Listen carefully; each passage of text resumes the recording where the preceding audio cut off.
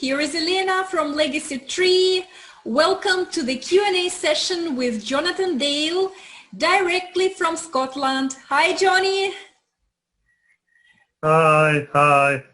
Oh, good. Connection is working. Internet is great.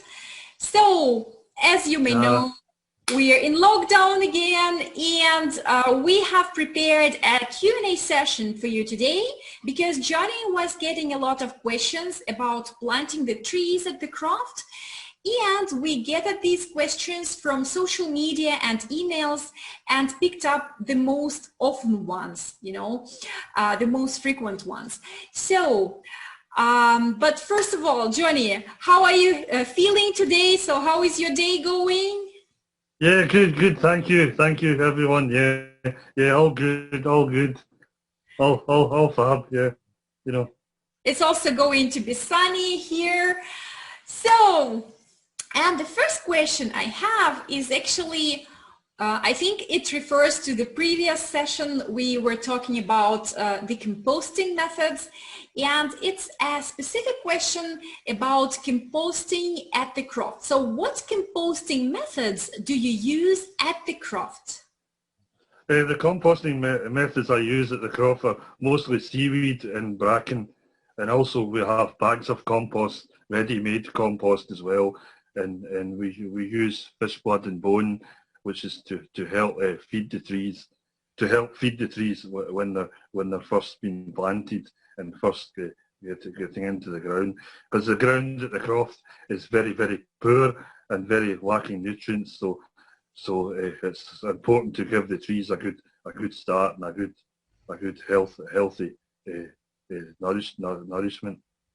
And do you mix all these composting things together, or do you use some of them for younger trees, some of them for older trees? Like what's inside, Oh, right, yeah. I use some of what I've mentioned for younger trees when planting them. Later on, they get less feed, but are more concentrated on the one type. Like for older trees, I'll give seaweed, or I'll give compost, or sometimes I'll give them fish blood and bone, which is a kind of fertilizer that you can spread on the top. Oh yeah, I saw those bags. Right. Yeah. So yeah. And is there anything else we need to know about composting of the legacy trees at the Croft?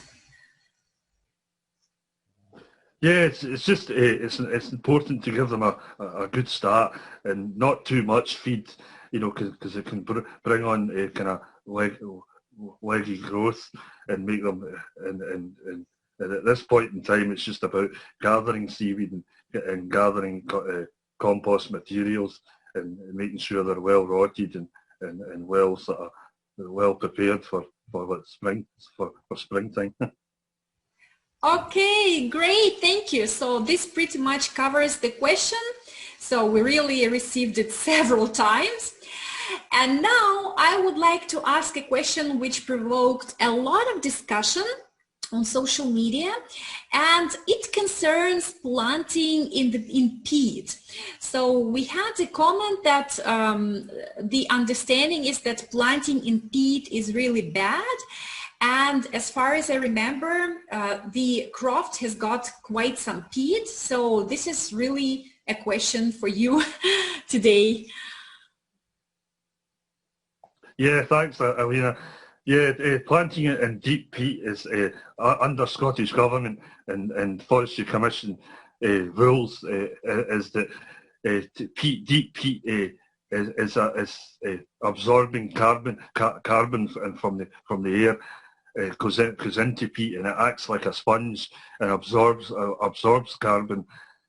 So but there's an argument between tree people and other people, climate change, and Greenpeace and other people that trees take up less carbon than peat does. So planting into deep peat would be okay for young trees, but once the trees grow bigger and grow stronger and bigger roots, the roots actually break the peat, so So this releases the carbon into the atmosphere. So there's a huge argument with planting trees into peat. You must not do that into more than 50 cm deep peat. There's also people that say planting into less than that is not good either. But I think that if planting into less than deep peat, the trees will take up more of the carbon anyway. So I think in planting into less than 50 cm works. I think it's quite fine. Because trees take in carbon through the leaves, you know. But the argument is with some specialists is, do they take in as much as peat does? You know, so that's the kind of argument. But I think planting into less than 50 cm is quite fine. In the areas of the Croft that have less than 50 that have more than 50 cm are not planted, are just left. There's areas of the Croft that are deep peat, because it was tested. You test it with a kind of measuring, with a measuring kind of stick, or tool, and it tells you how much depth of peat you have, So we fully comply with the regulations, and also part of the Croft is not planted with the trees, so it works perfectly fine. And this is, I think it's an important thing to know, because this question provoked a lot of discussion in social media, and now we clarified, so we are really, we comply with the regulations, and we are good to continue planting the trees, so it's good. Okay, and one more question for today. So we're going to keep these Q&A sessions short, and we're going to make a few of them.